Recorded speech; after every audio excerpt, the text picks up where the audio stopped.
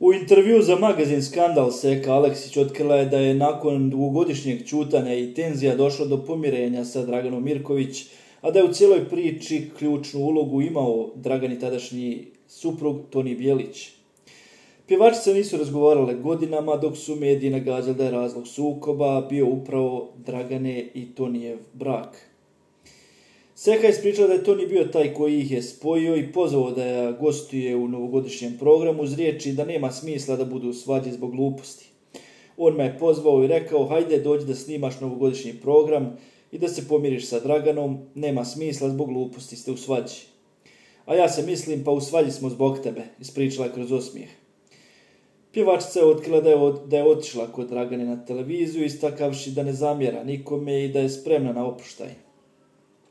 Kao primjer je navela i Jelenu Karlijušu, koja je nedavno u javnosti izjavila da su ona i Nataša Bekvalec glupače, a da je Seka već sutradan nastavila normalnu komunikaciju s njom.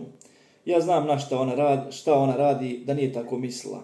To ja da kažem bilo bi ozbiljno, jer bi to značilo da zaista mislim, objasnila je. Nakon pomirenja sa Draganom, Seka tvrdi da je atmosfera među njima sada mnogo mirnija i da su odnosi odlični.